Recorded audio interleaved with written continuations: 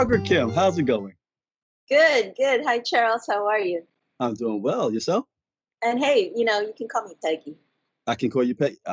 Yeah, I've made because it to the all Peggy. the official stuff like Yeah, first day at school, on-air credits, all of that stuff is under Margaret. But my friends call me Peggy. I made it to the Peggy list. I was going to wait to the end to see if I made it to the Peggy list, but I appreciate you giving it to me You're in on the advance. Peggy list, of course. So, you ready? Yeah. Let's jump on in. So Peggy, we met about a couple of months ago in New York at I think it was a WIT signature event, if I remember Yeah. correctly, It was a lunch. and The signature luncheon. You're right. There we go. stuff. And you know, sometimes you meet individuals and you don't really know who they are, what they do, but you have a connection there, right?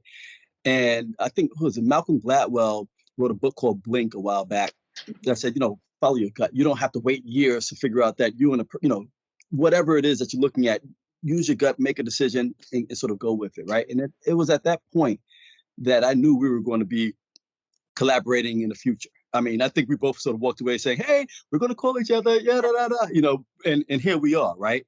And I'll be honest, it wasn't until recent where I said, let me take a look back and see, after we had already said we are going to have this conversation to see who Margaret Peggy Kim is. And then I looked and I was blown away. I said, wait a minute, that's you, right? And so, one thing I wanted to ask you, right? Because like I said, as I was peeling it back and I looked and I said, okay, Peggy was killing it in corporate America. You were already a VP, you know, heading up media and marketing, or at least running it at a high clip, and for Alloy TV, and you decided to walk away and start your own. I mean, you started iStand Media and iStand TV without that safety net any longer. What was that impetus? What made you decide to take that jump?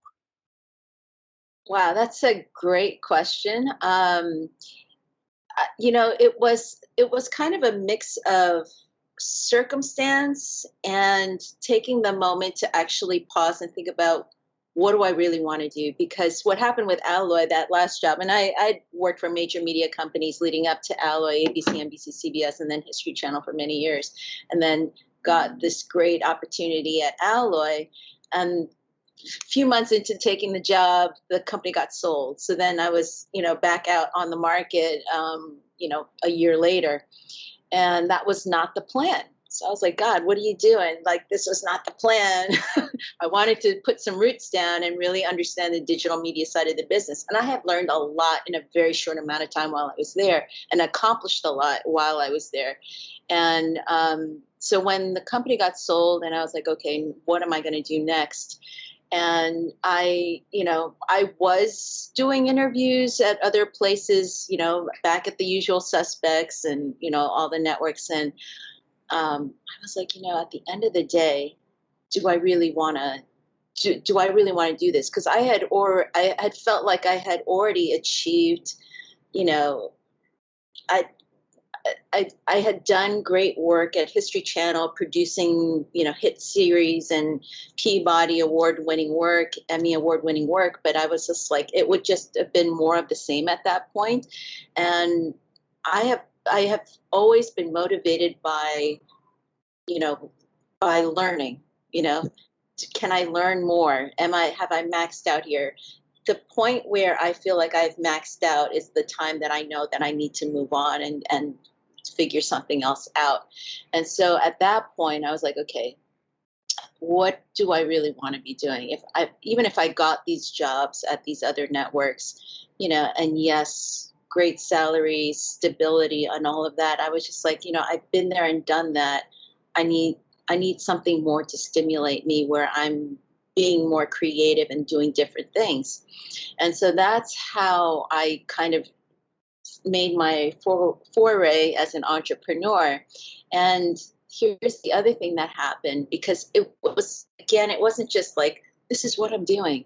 It was a lot of different things happening at the same time. And one of the most amazing things that happened in that year, my father had just passed away, and I had just left History Channel. My father had just passed away, and I was just like, what am I doing? what do I want to do? And I had already started my other company called MGK Media, which is something I still do now, and all of my freelance and consulting work happens there. But a lot of the producers that I had not even worked with when I was at History Channel started calling me and emailing me and said, we really want to work with you, and you have a reputation for as somebody who understands producers, respects producers, and does excellent work, and is a person of integrity. And these calls were just coming out of nowhere, and from producers I hadn't even worked with when I was at the network. And so I was really so touched by that. And I was like, well, I'd love to work with you too, but what does that mean? And so it was asking the question, what does that mean? What is the opportunity? What are the possibilities? How can I serve them? How can I help these producers and these production companies? And so it's like asking all those questions led me to starting MGK Media first. And then I got the job at Alloy, and then that went away. And then it was like, okay, now what am I doing? So I was still doing MGK Media stuff, but I was like, that wasn't going to be enough. Like, if I had the world as my oyster, every resource available to me, nothing was impossible, what would I put out into the world? What would I put out? If I had everything at my disposal, what would I like to see happen? And so that's when I started to just lay down the groundwork, and the vision came to in the form of I Stand TV. And even that title, that name, came later. Mhm. But it was just starting to ask those questions. What is possible?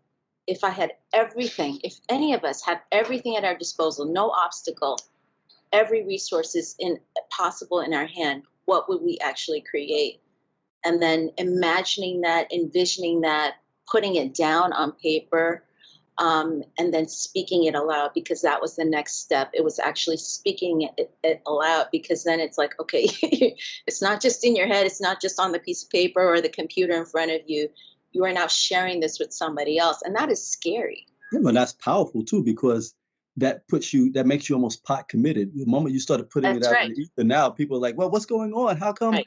Where are you at? What's the progress? And you're like, you know, you're no longer on that island by yourself. You have a support Yeah. group that says, hey, how do we help you? Right. Right. But let And me you're ask you getting this. feedback too. Is Yeah, that a good idea or a bad idea?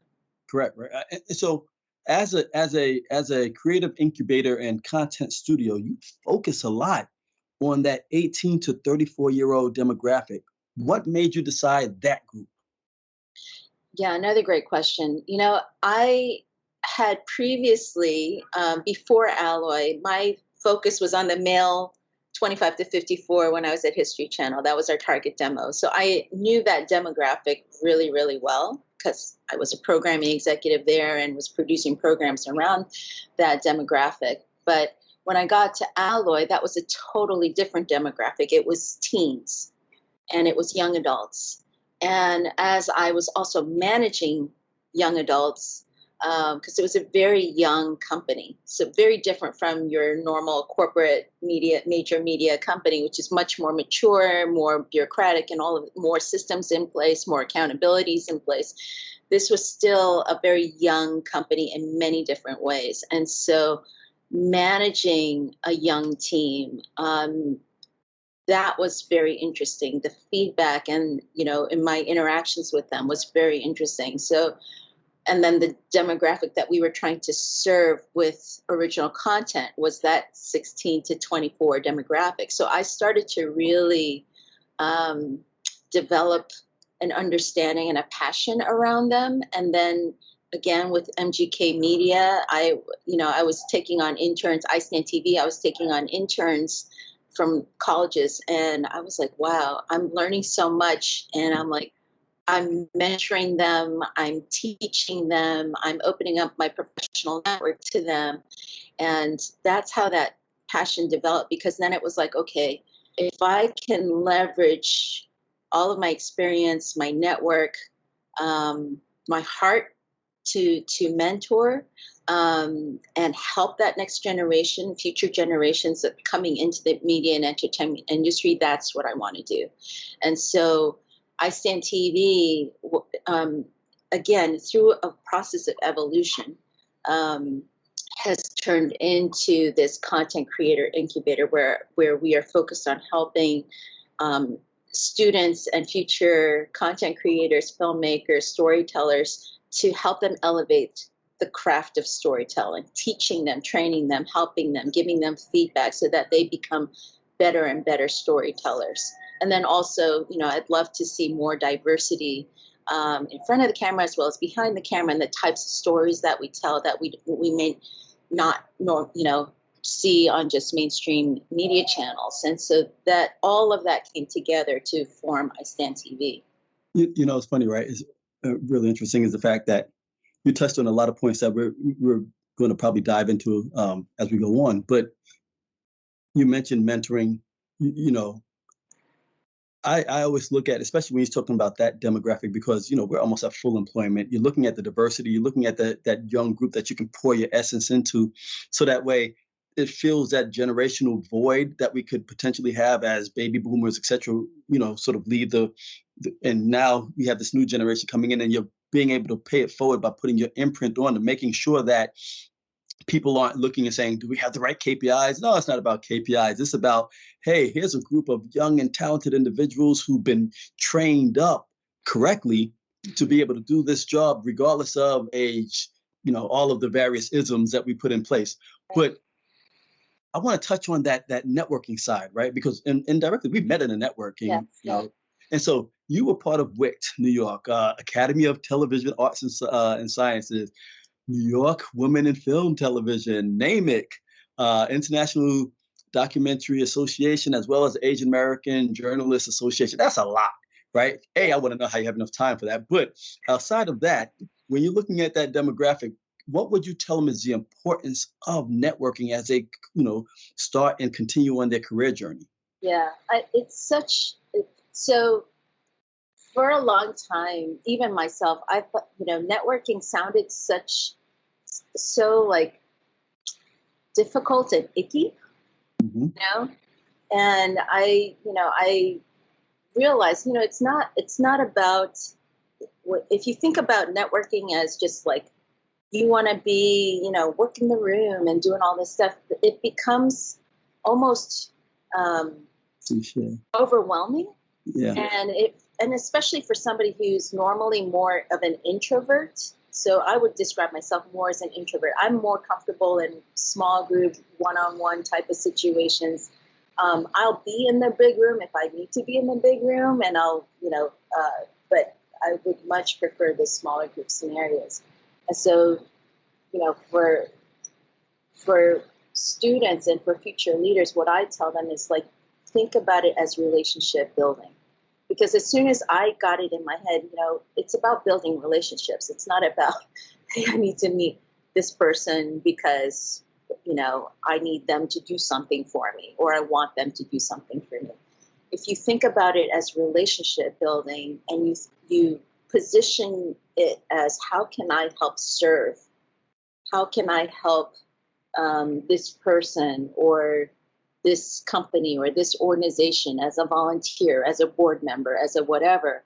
How do I contribute? How can I contribute to that person? That's more, I don't know, for me, it feels more comfortable, and it also feels more genuine, and it takes the pressure off, because you're not looking for that immediate transaction. You're looking to, hopefully transactions will come, but it's like what you said just before about KPIs, like everybody's about the KPI, and it's like, no, just if you do the work. And networking is doing the work of relationship building, because you want it for the long haul. You don't want it for just the short-term transaction. There's going to be opportunities where you need that short-term, and that's, you need sales and you need this, that, and the other thing. But the best salesmen, the best saleswomen, the best sales people are the ones that understand that it is about the long haul, and that long haul happens through relationship.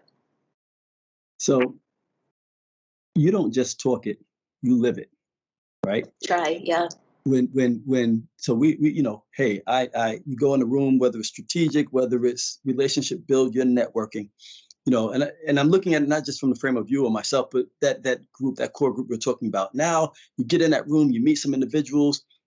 Hopefully you meet individuals who you have bonded well enough that they're saying, we're going to take a small interest in you enough to say, I'm going to mentor you. And it becomes a mentor-mentee relationship. But with what you're doing with Future Now, and I want you to sort of, you know, expand on Future Now in a second, you know, you're bringing that same group in contact with all of these industry leaders, right? And giving them an opportunity over X number of days. I think this year's is June 1st through the 3rd. Yeah. And it's going to be virtual, and we'll put links in and get everybody to see what's going on there. But, you know, as you bring these individuals together, indirectly, you're also sponsoring a group of individuals because now you have that, A, yes, you're getting them to network. B, yes, they're going to have some mentorship mentee relationships built. But I'm pretty sure there's some select few individuals in there that you are saying, hey, you know what? I need you to do A, B, C, 1, 2, 3, Y, because that's going to bring you in contact with this person here. And they're going to see the work that you're able to do. So indirectly, you're sponsoring them for that next generation or that next career path or that next relationship build that can happen that they would have never received. So I'm going to take a step back and I'm going to let you talk about Future Now and what that represents. Sure. So Future Now is something that got birthed out of iStand TV because I was working with a lot of interns and hiring interns for that company. And as I was spending time with them, and again, mentoring them, opening up my professional network to them, and setting up meetings for them with different colleagues from different companies, I was teaching them about storytelling, and so there was all of these wonderful things that were happening. And there was a moment when I was, you know, we had just come back from a shoot. They had done the shoot. They were writing their scripts. They were logging shots. They were starting to edit, and I just kind of turned around and I looked at them, and there were 3 of them that summer. And I was like, wow, they have come such a long way from knowing very little at the beginning of this internship to where they are now. And I was like, wow, there's something happening here. And then there was a moment where one of my colleagues, she was a senior exec at HBO. And I said, hey, would you mind spending half an hour with my interns and just let them, you know, tell them about you and what you do and how you got to where you are and blah, blah, blah. And she said, sure, I'll take them for 2 hours. And so I was like, 2 hours? Are you sure? You're so busy. She's like, no worries. I'll take them to lunch at the commissary and no problem, and walk them around, introduce them to some people. And I was like, fantastic. Thank you so much. So she takes them from 12 to 2, 2:15. They hadn't yet returned back to me, but she sends me this email and says, thank you for sending them to me. They were so well prepared. They asked such great questions, such incredible attitude, and they clearly value the time that they've had with you. You know, thank you so much for sending them to me, because you reminded me what's important. With all of the politics and baloney that we have to deal with on a daily basis, you reminded me what's important. And I was so touched by that, because I was thinking, how do the older ones just kind of pour into the younger ones? But then to see the reverse benefit that she was getting, that hadn't even occurred to me. And so putting all these things together, again, it's a journey and it's been an evolution. I was like, okay, how do I massively multiply this microcosm of an experience? And that's how Future Now got birthed. And so I created this conference called the Future Now Media and Entertainment Conference. We've done 5 years already. We're planning the 6th year now, which is coming up June 1st to the 3rd.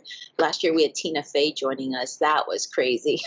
That wasn't even my relationship. That was one of our Future Now alums who happened to be the COVID protocol officer on the set where Tina Fey was shooting Girls 5 Eva, her series on Peacock, and took it upon herself to say, hey, Tina, I'm a part of this thing called Future Now. I know you really care about women and people, you know, more diversity and blah, blah, blah in media. Would you be interested in meeting with Peggy Kim and learning more about Future Now? And lo and behold, Tina says yes, and then she's part of the conference.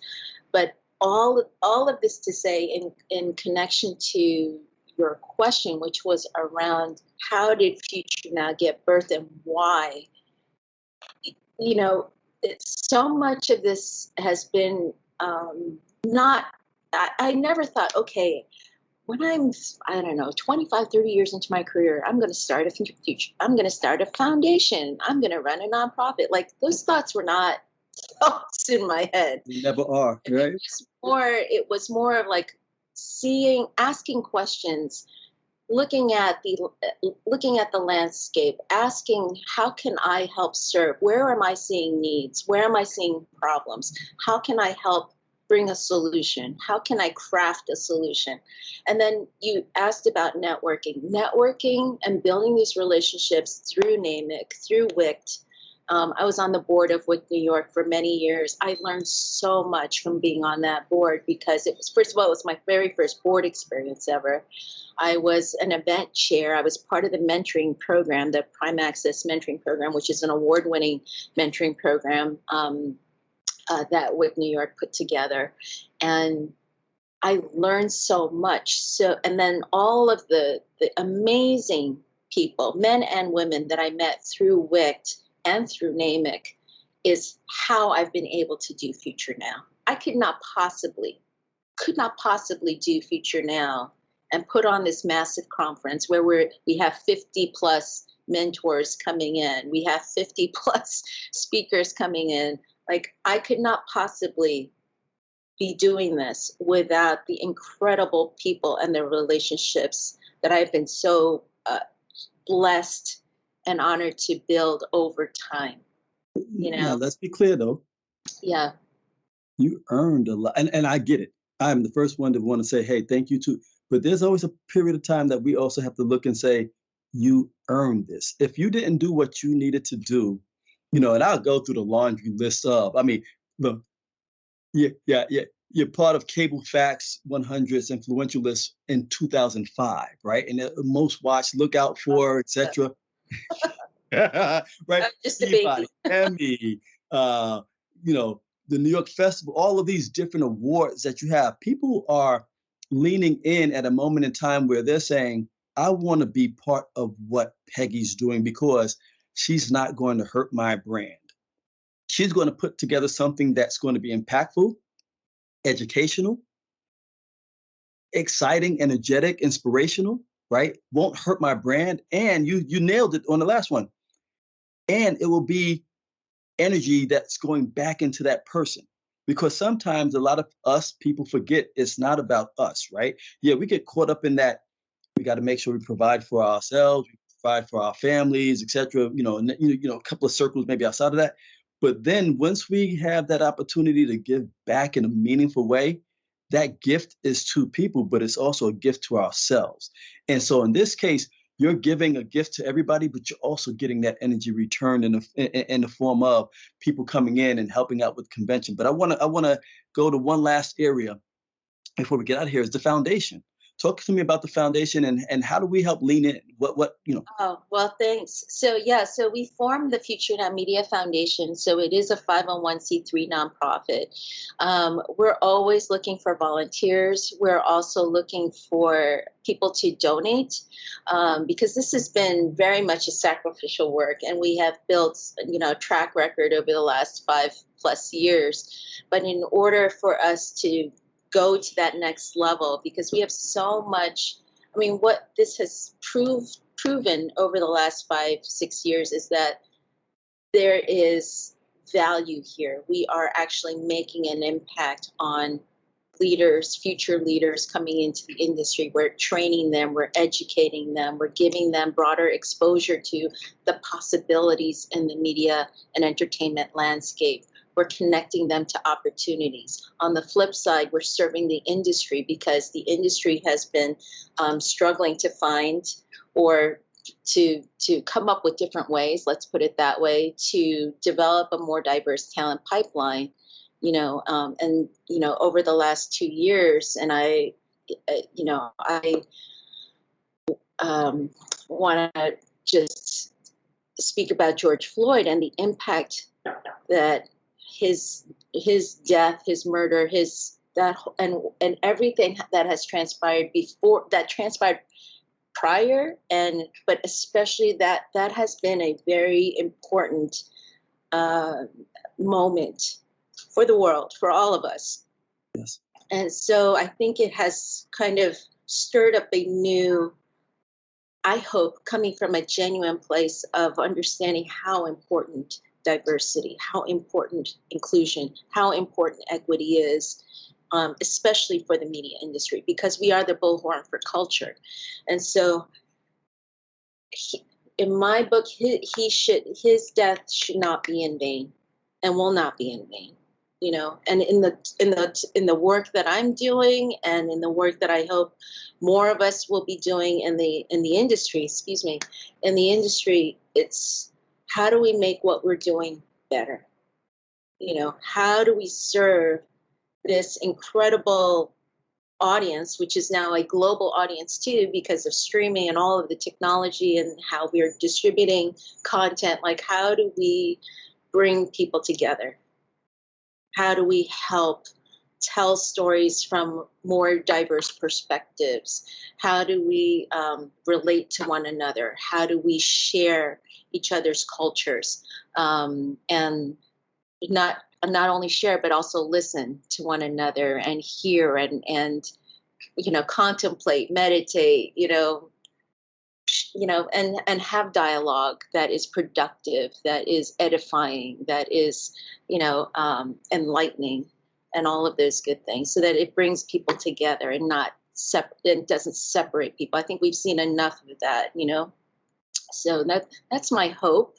But in terms of how people can participate, if you know students, if you are a student, if you know students, particularly college students and recent graduates, tell them to get involved in Future Now, because the programming that we do with the conference, and we have year-round programming as well, workshops, leadership talks, and so much more. It's all free to students.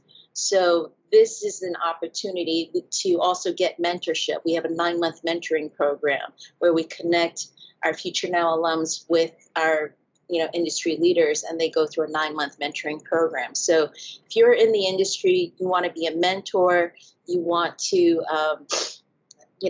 contribute your marketing skills, your writing skills, your PR skills, we need all of those things. If you want to, financially contribute, we would love that. We would appreciate that. We need that. If you are head of a CSR or foundation and part of your organization, or DEI or whatever, please contact us, because we want to find creative ways to partner. And we're open. We're young. We're nimble. We're not stuck in our ways. We want to look at the challenges, be transparent, and find ways to help and serve. And so really, my whole mindset and the culture I hope that we are setting, through all of our volunteers, our board, our advisors, everyone, all our stakeholders, it is coming from a place of service, and it is coming from a place of generosity. So all of our speakers and mentors, that's something that we all share. The board of directors of Future Now, the advisors, we're all coming together around that. And it is a sincere work that we're doing. You do realize I have to have you back in person, right? I don't know what it's going to be yet, but Thank you. Gladwell didn't lie. Blink is a real thing. As we sat back and we talked to each other, I think we both sort of knew that we were going, like I said, we were going to have future conversations. And so, we're life together now. Yeah, I know, right? This, I am a fan, an instant fan of what you're doing. For those who can't see the passion and how it resonates out of you, and the body of work that surrounds you to go along with that, to say it's not just rhetoric, it's not just talk. That is instantly, that's gravity that brings people. And so I'll do my part as best I can to get the word out, get the messaging out, talk to some of the key leaders that I know in different companies and foundations to say, you know what, this is something you need to be looking at. Why? Because it's bigger than us. It's about the future of our kids, our friends' kids, our colleagues' kids, individuals who are already in the workforce who may want to change. I think you said it earlier. You said, media is a gateway to information flow. And, people go back and look at some of the, you know, uh, um, activities that you were involved with. Some of those are really heavy, they're deep, right? And so you can hear it in the conversation that we're having. And I apologize to my people, this being a long-winded goodbye, but Margaret Peggy Kim is a rock star and deserves it. And so Peggy, I thank you for the time and energy that you've given us. And once again, this is not going to be the last time you and I talk. This is just a This is period the of time beginning. that we're going to say goodbye to this audience. But we appreciate you and keep up the great work. Oh, thank you so much, Charles. We really appreciate all the work that you're doing, and more great things to come.